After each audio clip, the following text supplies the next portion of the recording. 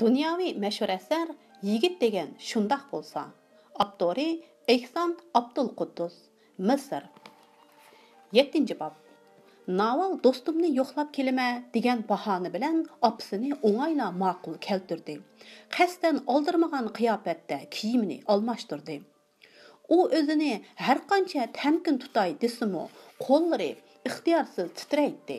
Paypiqini kiygucha yirtibatdi va yirtiq yo'g'nab ketmasin deb tukurkida yemlab qo'ydi. Paypiqini kiyayotgan Naval o'zining hiyla ishlatib, atay eg'ir besiq bo'lib olganligiga kulgisi keldi. Uning qo'llari qo'rqqanlikdan emas, balki bir tavakkulchilik yo'liga mangmoqchi bo'layotganligi, o'zi bilmaydigan yangi bir olamga qadam qo'yish oldida turganligi uchun titraydi. Naval bir ko'zi bilan noma'lum olamdagi yo'riqlikni, yana bir ko'zi bilan qorong'ulikni ko'rgandek, bir quloqi bilan uningdagi bulbullardan xandan urib sayrag'anini, yana bir quloqi bilan yirtqich hayvonlarning hurkirishini anglagandek bo'ldi. Ammo bu olamda Navalning ko'ziga Ibrohimla ko'rinadi. U o'zini Ibrohimga qarab ketayotgandek, muhabbatlashishning tunji qatimliq uchrashishiga ketayotgandek his qiladi. Uningga ko'ringan yo'riqlik va qorong'uliklarning hammasi Ibrohimdan tarqaladi. U anglagan bulbullarning xushnovosi bilan yirtqichlarning hurkirishi Ibrohimning atrofidan chiqyotdi. U Ibrohimga qarab minishni o'ylaydi, ammo arisaldi bo'ladi. Chunki u Ibrohim to'g'riliq hech narsani bilmaydi. Bir xil tuyg'u uni Ibrohimni o'ylashga, Ibrohimni izlab tepishga majburlaydi. U Ibrohimning omon eson bo'lishini tilaydi. Ibrohim og'riqdek, Naval qandoq davolashni bilmay, doktor topmoqchi bo'lib, taraf-tarafga qatirayotgandek tuyg'uda edi.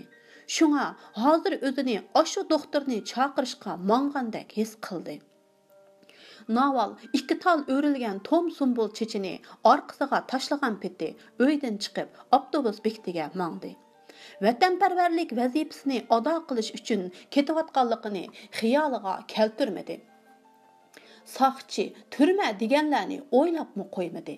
Uning butun asiyati Ibrohimni qutuldirishda bo'lib, shu doktorni topolmay qolarmanmikin yoki doktor amalsizman deb bosh chayqarmikin debla tashvishlanadi. U ixtiyorsiz akisining Naval paxas bo'l, agar biror ish bo'ladiganligi, orqangga birari tushganligini sezsang yoki birari chatoq chiqarsa, darhol qaytib kel degan nasihatini esiga oldida sagaklashdi. U gumoni nazar bilan avtobus ichidagi yo'lovchilarga sap soldi.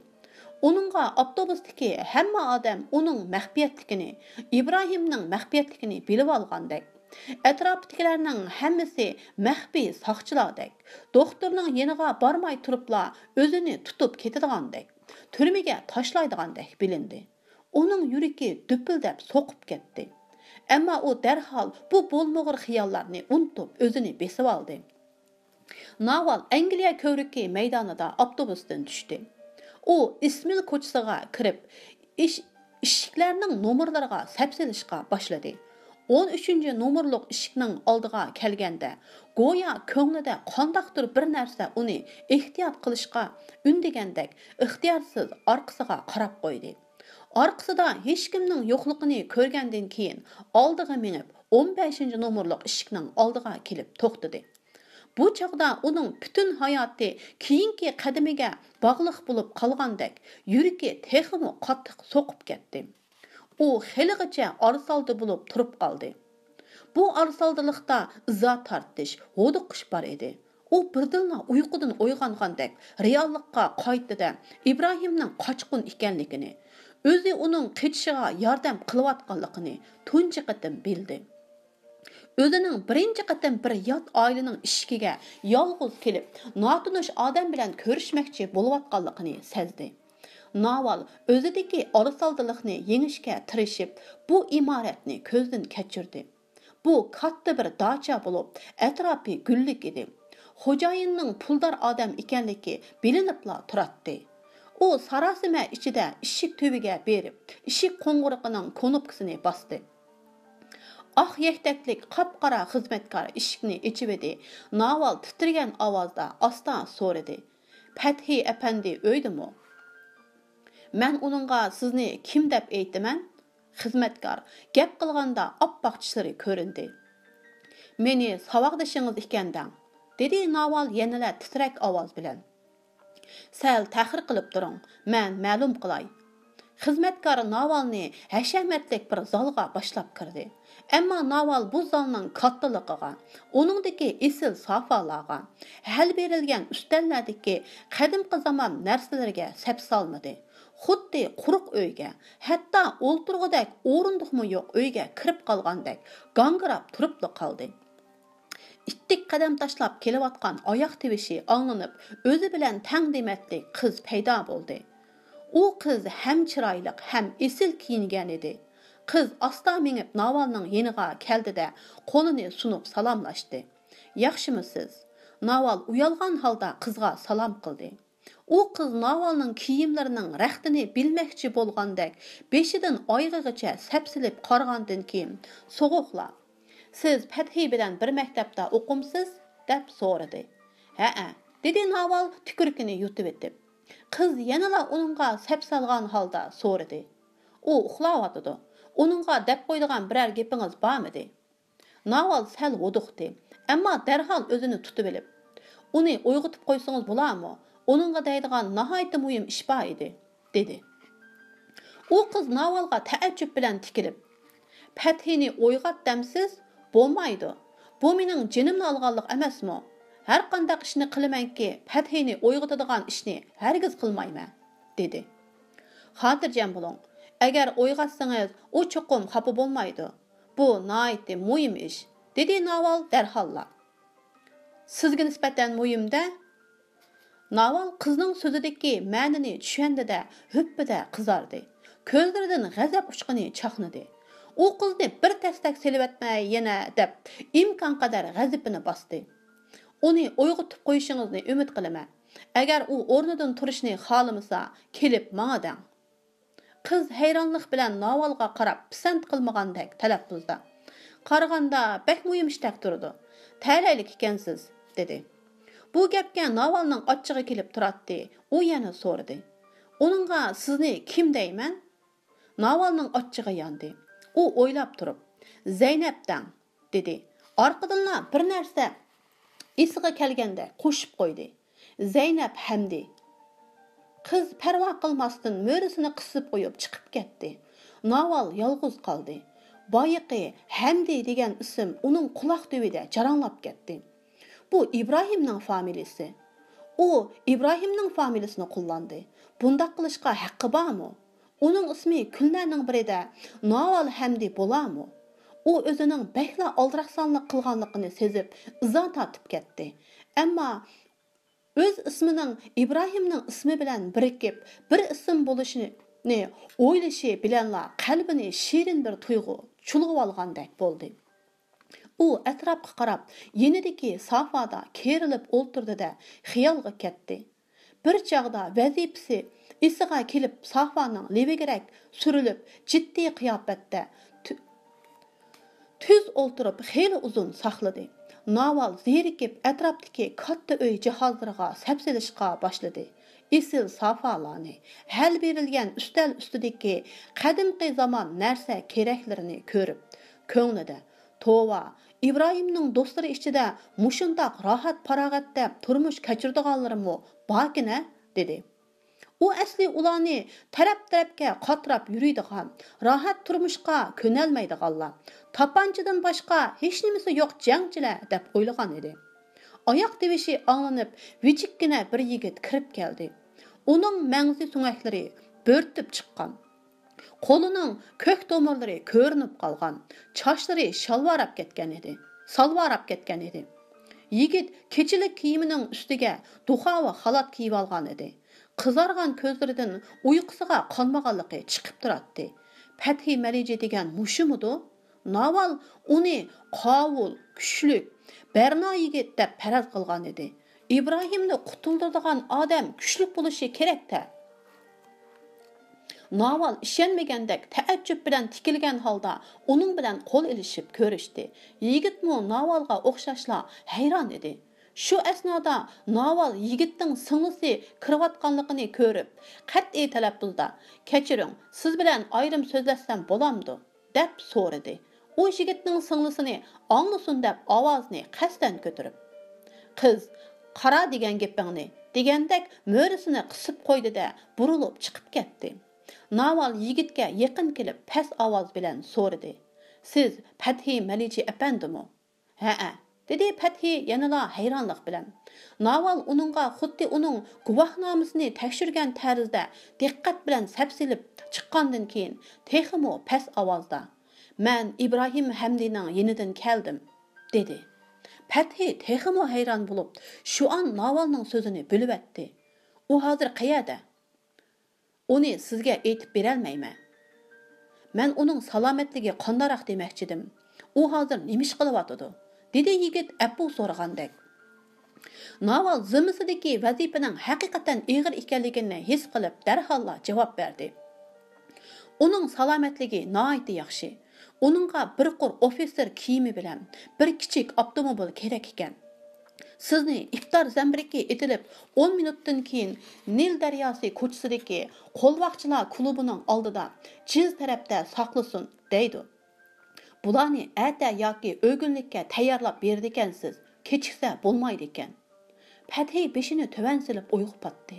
Naval bo'lsa yigitdan ko'zini uzmay, o'zi bergan imtihonning natijasini kutdi. U bu natijani Ibrohimga doklad qiladi. Bir chog'da Fathi beshini ko'tardi. Uning chiroyidan jiddiylik, astoydillik chiqib turadi. "Ofitser kiyimini men bugun oqshomla topalayman. Agar siz aytadigan bo'lsangiz, at deganda bersam bo'lamdi." Naval uni boshqa ishlarning natijasini aytishga oldiratgandek: "Soat nechida?" dedi. "Xohlagan vaqtingizda keling. Bo'pti, soat 12 da bo'lsin." "Qayerda?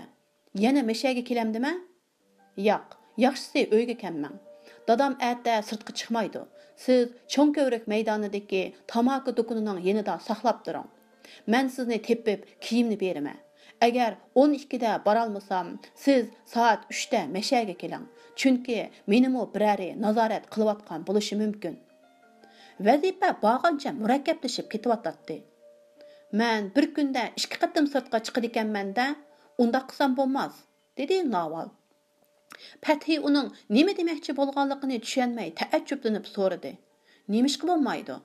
Naval "Opam chiqamaydi" demoqchi bo'ldi-yu, Fathiga bundaq deyishning hojati yo'qligini sezib, "Demoqchimanki, muhimi mashinani qanday qilasiz?" dedi. "Mashinani o'g'ilniki topaman. Baldur bo'lsa bo'lmaydi." Naval xo'shlashmoqchi bo'lib, "Rahmat", dedi. Yigit Navalning qo'lini tutib turib so'radi: "Siz Ibrohimning singlisimi yoki tuqqunimi?" "Hech nimasi emas, faqat tonishi", dedi Naval pisingida kulib. Naval ishga qarab ketib o'tib, Fathining singlisining zangliq aralash nazar bilan o'ziga qarab turganligini ko'rdi. U qiz Navalga: "Universitetda o'qigan qizlar talaylik bo'ladi ekan, ammo bu xinim bakla mutassib ekan-ku", dedi. Naval javob qilmadi, ammo orqasiga burilib uni bir dastak solgandek chechini birla silkitdi-da chiqib ketdi. U uyga Dora aktivotgandek his qildi. Ko'ngli shirin tuyg'u va ishonchga to'ldi. Endi Naval bu yo'lning qandoq ekanligini bilib oldi. U keng ham dag'dam yo'l bo'lib, hech bir qo'rqinchliq emas ekan. Uningdan yirtqich hayvonlar yoki qorong'ulik yo'q ekan. Bu Udul Ibrohimning yeniga boradigan yo'l ekan. Navalning kalisiga Fathi Malijining chiroy shakli kirib olib, uning o'riq yuzi, bo'rtib chiqqan mangzi, uyquga qanvanlikdan qizargan ko'zlari zodina ko'z oldidan ketmaydi. Uning singlisining obrazimi, ya'ni uning zangliq aralash beqishlari, chiroyli kiyimlari, heliqi uymi uningga boshqacha ta'sir qilgan edi. Esil sofalar, hal berilgan ustaldagi qadimgi zamon narsa keraklari, bir xil yiqimliq, qimmatlik aslimalardek, shundaqla tunji uchrashish qoldirgan xotirlardek uning ko'ngliga ching o'rnashib qoldi. Оның құлақ төбеде Пәтхи Мәлежінің сіңлісінің университетте оқыған қызлар тәләйлік болады екен. Әмма bu xenim бәкла мутәссіп екен деген гепі жараңлап тұратты. Bu оның неме дегені? Navalның күлгісі келді. Пәтхиның сіңлісі gödək екен. Texi turmuşның, muhabbətning неме екенligini bilməydi ekan. Onun gepi içtarlıqıdan başqa нәрсе emas. Bu xuddi bir yigit bir qiz bilan ketib borsa, boshqalar ularga ishchitorlik qilib, g'alati gaplarni qilgandek bir ish. U qiz Navalning aksining yenida emas, balki Ibrohimning yenida. Demisimi, Ibrohim uningdan ayrilmaydi. Ibrohimning siymasi uning ko'z oldidan, levidan neri ketmaydi. Pəthining singlisi mushlarni ko'rib, kundashlik qilyotdi. Ammo u texi kichik, texi rasida bo'lmagan qiz ekan. Ammo Naval cho'ng, bo'yiga yetgan qiz, turmushni, so'ygi muhabbatni obdan tushunadi. Naval uyga xo'shal, ishonch bilan qaytib keldi. Muhit uning oyoq tebishini anglabla oldiga chiqdi va yiroqdanla qo'l pulanglatdi. Ondan uni qo'lidan tortib, hujraga akirib, pichirlab so'radi. O'ngishliq bo'ldimi? Uning bilan ko'risha oldingmi? Navalning miyig'ida kulka jilva qilib edi. Shu an butun uyga kulki yog'di. Ha, uning bilan ko'rishdim, dedi Naval Ibrohimga qarab. Xo'shallikdan Ibrohimning chiroyi nurlanib ketdi. U ko'zlari bilan Navalni quchoqladi va ixtiyorsiz tantana qilg'usi keldi. Navalning xabar ilib kelganligiga emas, eng muhimi sog'-salomat qaytib kelganligiga shotlanatdi. Naval ketgandan beri Ibrohim uningdan ansirab, tashvish ichida qizni xiyolidan neri qilolmadi. U o'zini men Navaldan emas, planimdan biror chatoq chiqib qolarmikin deb tashvishlanyapman. Uningdan emas, o'zimdan ansirayapman deb ishontirishga urindi. Gruppamdagi boshqa yo'ldoshlarni vazifa o'tashga avatgandimi, menda mushundaq tuyg'u bo'lgan-ku deb o'zini oqladi. Ammo buningdan natija chiqmadi. U qalbida butunlay boshqacha bir xil hissiyot paydo bo'lganligini his qildi. Bu hissiyot bir butun kollektivga, butun Misrga emas, balki faqat birla kishiga markazlashgan edi. Onunğa hamma odam shu birla odamga o'zgarib qolgandek, butun Misr mushu odam siyoqida gavdalanayotgandek bilindi. Ibrohim o'zidagi bu xil hissiyotga, bu xil tashvishga xafa bo'ladi. Ammo bu tashvishlik hissiyotini har qancha qilibmi bosolmadi. Bir xil ansirash, andisha uni xeyli talchiqtirib qo'ydi. Navalning ismini tovlug'isi keldi. Planini amalga oshirish uchun o'zini solab qo'ygan shaklsiz to'siqlarni pochaqlab etib, Navalning kaynidan berib, uni qaytirib kelgusi, uni yenidan ayirmay turg'izg'isi keldi. U bu xiyollarni kallasidan chiqarib etish uchun har qancha tirishsimi bo'lmadi. Ibrohim ana shundaq ziddiyatli xiyollardan Naval qaytib kelgandala xalos bo'ldi. İbrahim tunji qitim Navalga bütün diqqati bilan sap soldi. Ko'zini ap qochmadi, chunki buningga amalsiz edi. İbrahimning tabassumi bilan Navalning tabassumi birlashib ketdi. Qandaqdir bir elchi ulardagi tashnolikni bir-biriga yetkazib turayotgandek edi. Singlisi gap qilmag'ashqa Muhit toqat qilib turolmaydi. U sana nima dedi? Tez demamsa, dedi. Naval əsluşini yo'qotgan holda javob berdi. U menga hammani bejiraman dedi. Muhitning ovozi Ibrohimni esiga keltirdi. U ko'zini taslikda Navaldan yo'tkab, gangirgan holda so'radi. Nima? Naval o'z natijasidan xushal bo'lib, u kiyimni soat 12 da akiladigan bo'ldi. Mashinani o'g'illikka topadi ekan, dedi. Kiyimni nega akiladi? Darhol so'radi Muhit. Men Cho'nko'vrik maydonidagi tamaki do'konining yonida saqlab turadigan bo'ldim. U shu yerga kelib, kiyimini menga beradigan bo'ldi, dedi Naval. Muhit o'yni beshiga kiyib vaqirab ketdi. Belli, sana endi ular bilan cho'ng ko'chada ko'rishishlar qolgan edi. U ko'zoynigini besib qo'ydi. Undaq gap yo'q. Bo'ldi bas, kiyimni men akilaman. Naval yordam so'ragandek Ibrohimga qaradi. Chunki aksi uning muhabbat xo'shalliklaridan bahramand bo'lishini to'sib, g'albisidan lazzatlanish huquqini tortib olmoqchi bo'layotdi. İbrahim bir haza ündümey turib ketdi. Chunki uningmi beshi qatqan. Ko'nglida bir narsa Navalning cho'ng ko'chada Fathi bilan ko'rishishga qarshi turib-atdi. Shundaqla Navalning boshqa yigitlar bilan ko'rishishi o'ziga qilingan haqoratdek bilinmoqda edi. U o'zini shundaqla muhitni qoyil qilmoqchi bo'lgandek past ovozda: "U kiyimni Navalga berib ketadi. Bu faqat 1 minutlikla ish", dedi. 1 minut, 2 minutlar, 1 minut, 2 minutlar bilan çatığım yo'q. Qandaqlı bo'lsin, men borman. Mening singlim cho'ng ko'chada yigitlar bilan ko'rishib yursa bo'lmaydi, dedi Muhit. Naval g'alaba mevasini qo'g'damoqchi bo'lgandek xafa bo'lib: "O seni tonimaydi. Tonimay turib kiyimni qandaq sana berdi?" dedi.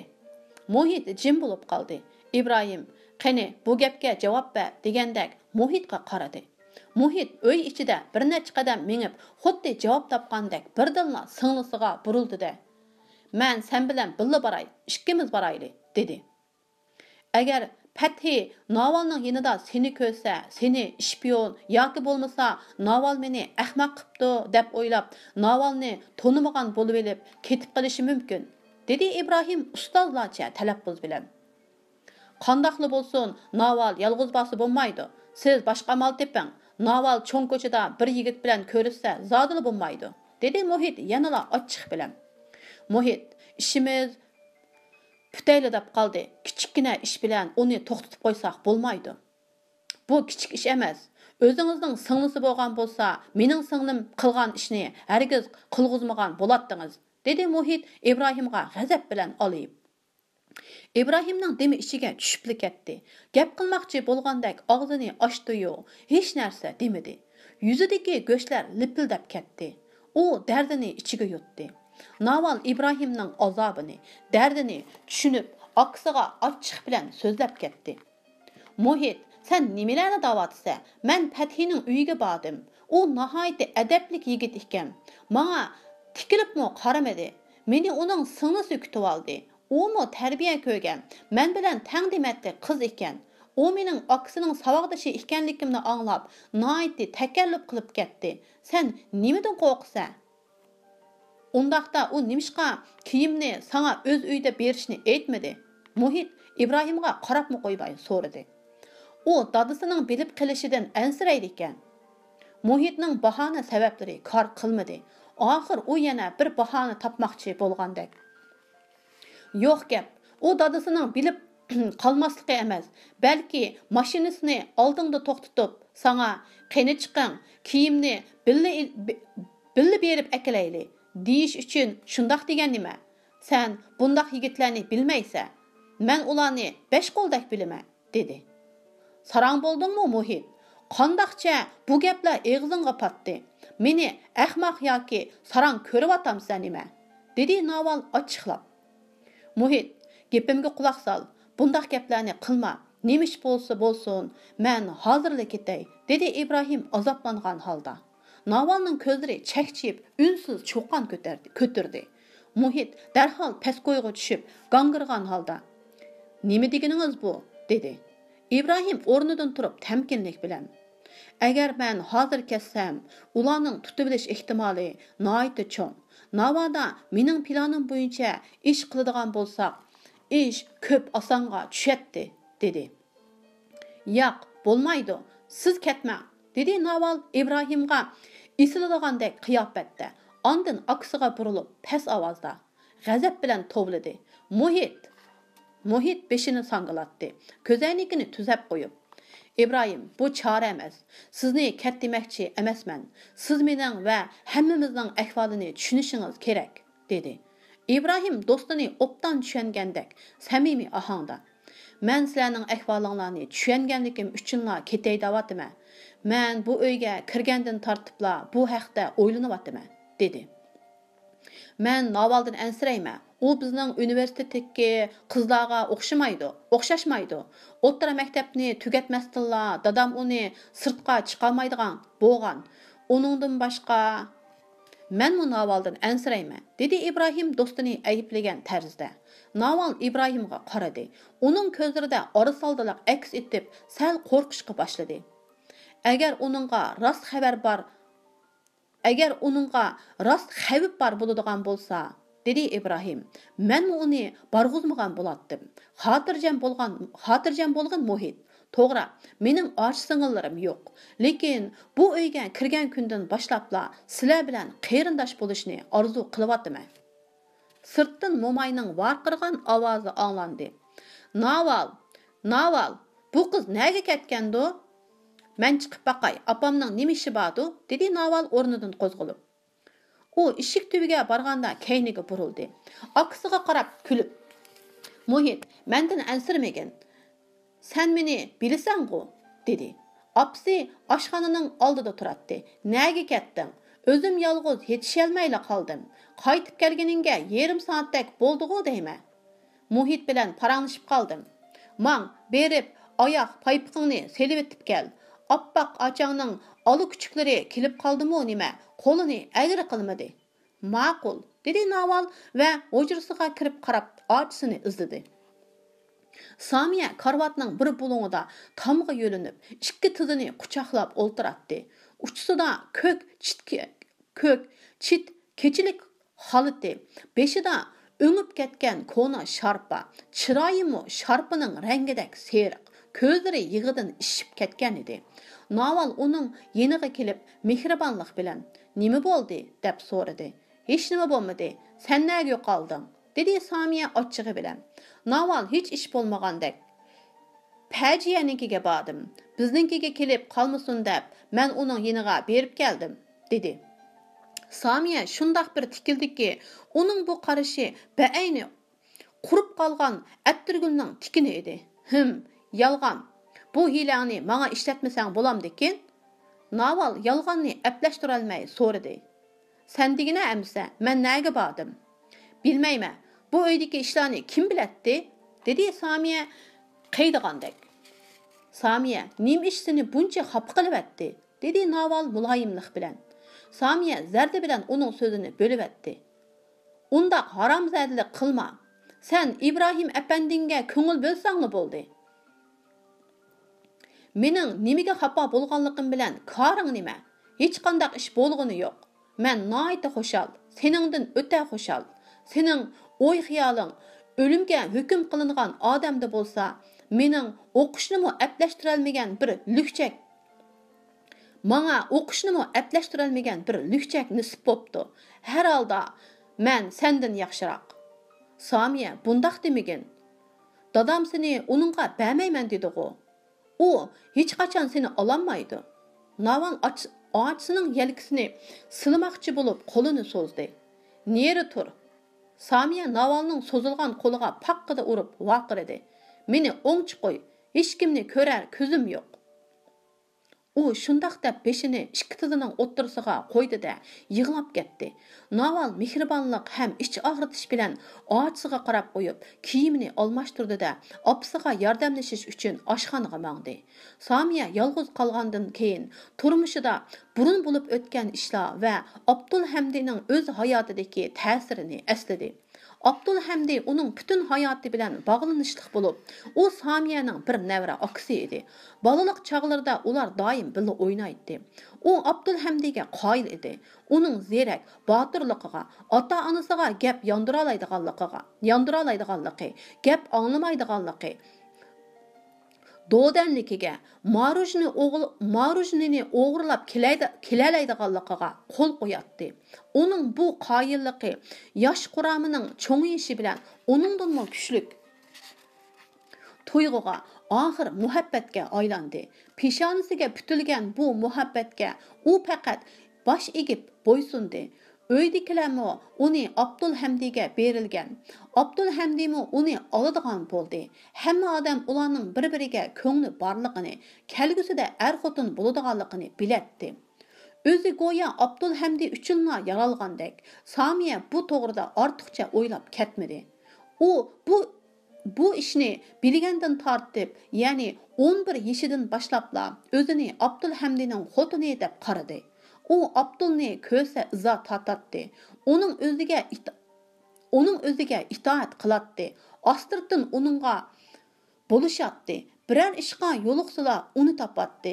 Bu xil munosabat Samiyada yeshiga munosib kelmaydigan tuyg'u paydo qildi. U o'zini Navaldan cho'ng, aksi muhitdinmi cho'ng, hatto opsi bilan tanglashib qolgandek his qiladi. Shundoq bo'lg'achqa qiz do'stlari oldida mag'rurlanadi. O'zini kamsiz, tajribali, pishqon, uy ishlariga puxta, asli o'rin bo'lsa-mu, qo'lidan ish keladigan qilib ko'rsatishga tirishadi. Abdulhamdi uningdan 5 yosh cho'ng bo'lib, Samiya uning qandoq o'sib cho'ng bo'lganligini, chiroydagi erlik o'zgarishlarni o'z ko'zi bilan ko'rgan. Buruti xat tortganda uni o'ziga texmo yaqin his qilgan. To'yning daqqa dumboqlarini anglagandek bo'lgan edi. Lekin shu mezgilda Abdulhamdi uzoqcha yo'qab ketdi. Keyin dadisidan uning lükçek degandek ba'zi so'zlarni anglaydigan. Bara-bara oiladagilarning hammasi uni shundoq deydigan bo'ldi. Shuning bilan Abdulhamdining lükçekligi hamma odam biladigan faktga aylandi. Dastlabda Samiya buningga ishonmadi. Chunki u Abdulhamdida lükçeklik alomatlarini ko'rmagan edi. Abdulhamdi hech nimadan qo'rqmaydi. To'la gap qiladi. U 14 yaşıdala Samiyaning oldida tamaki chekkan. Ikki qatim Samiyani so'yib olmoqchi bo'lganda Samiya ittirib etgan edi. Chunki u chaqlarda Samiya to'y qilgandan keyin so'yishga bo'ladi deb qaraydi. Ammo buningga qarabla uni lükçek deyishga bo'lmaydi. Abdulhamdi muhitga butunlay o'xshashmaydi. Ammo Samiya Abdulhamdidek odamlarni chin ko'nglidan yoqtiradi. Chunki bundaqlar uningga azimatlardek jasoratlik, tadbirlik, jur'atlik bilinadi. Shunga u mushundaq odam bilan to'y qilishni orzu qiladi. Hatto u kishilarning Abdulhamdi usulchi qizlar bilan eg'iz burun yalishib yuriydi, nash chekido degandek gaplarni anglagandimi, o'zini Abdulhamdiga mansub deb bildi. Shuning bilan uningda uni qo'limdan chiqarib qo'yimanmikin degan andishi paydo bo'ldi. U Abdulhamdining o'rta maktab imtihonidan o'talmaganligini anglaganda, ondan uning kallasi elishib ketdi. Chunki u asli Abdulhamdi imtihondan o'tadi, universitetga chiqadi, bakalavrlik unvonini oladi, ondan men bilan to'y qiladi deb o'ylaydi. Shunga o'zining kelgusidan gumonlanib, ixtiyorsiz holda agar uning axloqi yaxshi bo'lsa, mayli deydigan bo'ldi. Keyin Abdulhamdi yana bir qatim sinfdan qoldi. Samiya shundala ba'zi gaplarga haqiqiy ishondi. Oilasidagilarga o'xshash Abdulhamdining lükçekligini e'tirof qilib, uni o'z turmush doirasidan chiqib ketgan, o'zidan yiroq odam qatorida ko'rishga boshladi. Abdulhamdi 3-qatimliq imtihondanmi o'talmagandan keyin bir shirkatga ish bejirguchi bo'lib ishga kirdi va oilasidan ayrilib yolg'iz yashadi. Bular Samiyaga tasaddufiy tuyulmadi. Chunki u allaqachon ham xiyoli bilan kelgusini bog'lamaydigan bo'lgan edi. Shundaqdimi, Samiyaning kallasida heliqi xiyollar texcha bor edi. Shunga u o'ziga talab qo'yg'uchilarni Abdulhamdi bilan o'lchaydi. Bu jarayonda Abdulhamdi Samiyalarning uyiga kelib turdi. Samiya uning ko'zidan yanala ko'rib odatlangan narsalarni ko'rgandek bo'ladi. U Samiyani kelgusi hamroyi deb biladi. Samiyaga buyruq qiladi. Nima qiyinchiligi borligini so'raydi. U o'zini ma'lum huquqqa ega, Samiyani bo'lsa ma'lum majburiyatni ustiga olgan deb qaraydi. Samiya hech nima bilmagan bo'lib oladi. Oiladagilarmi Samiyaga o'xshashli edi. Samiya Abdulhamdini kelgusidagi eri emas, bir navra aksi sifatida kelsa qarshi oladi, ketsa uzutib qo'yadi. Bu ishlar shundoq o'tib ketgan. Cho'nglar Samiyani Abdulhamdiga bermoqchi bo'lyapmiz demagan. Bu to'yni rad qilgandimi, uni rad qildik demagan edi. U chog'dagi to'y choylarida davrang silinmaydi. Hech qanday murosim rasmiyatlarimi bo'lmaydi. Uni qaytirib etishmi shundoq oddiy bo'ladi. Bu 2 yildan beri Abdulhamdi bu uyga to'liq keladigan, Samiyani olaman deb degan gapni borgancha oshkora aytadigan bo'lib qolgan edi. Hammalar bu haqda kusturlashadi. Abdulhamdi Samiyaning dadasiga bu niyatini aytgan edi. Qat'iy rad qilindi. Bütün ailedekilermi qo'shilmadi. Hatto Abdulhamdining dadasimi jiyan qizini o'g'liga ilib berish ishiga aralashmadi. Shundoq bo'lsa-mu, Abdulhamdi tuqqanchilik munosabatidan foydalanib, bu uyga doim keladi. Uning Samiyaga beqishlarida hech qanday o'zgarish bo'lmadi. Uning qarashlari Samiyaga balaliq, o'smirlik chog'laridan tortibda tonish bo'lib, qora patqoq loy ichida o'sib chiqqan bir tup chiroyli gulga o'xshashatdi. Bu ailedekiler Abdulhamdining to'la kelishidan bezor bo'lib, uni yuzi qilin deydi. Ammo Samiya uningdan bezor emas edi. Abdulhamdining Samiyaning keyniga kirilishi va yuzi qilinligi, jur'atlikligi Samiyaning yoshurun ko'rangligiga behla mos keladi. Abdulhamdi o'smirlik chig'idagi xiyollarini unutmay, Samiyani yaxshi ko'rib kelgashga Samiya uningdan rozi edi. Samiya singlisi Navalning "Xenim chiqsila, sizlarning Abdulhamdi apandilari kaptu" degan so'zini anglashni behla yoqtiratdi.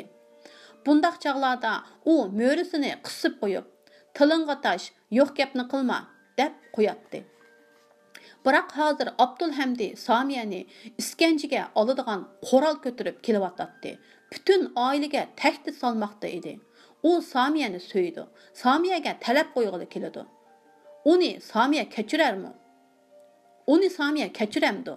O'zini olaman deb intayin cho'ng gunoh o'tkazishga jur'at qilayotgan odam oldida Samiya o'zining ko'rangligiga bo'ysunishi kerakmi yoki Abdulhamdiga nafratlanishi va uningdan bezor bo'lishi kerakmi?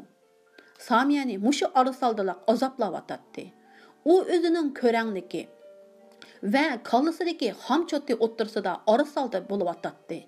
U Abdulhamdidan qo'rqmaydi.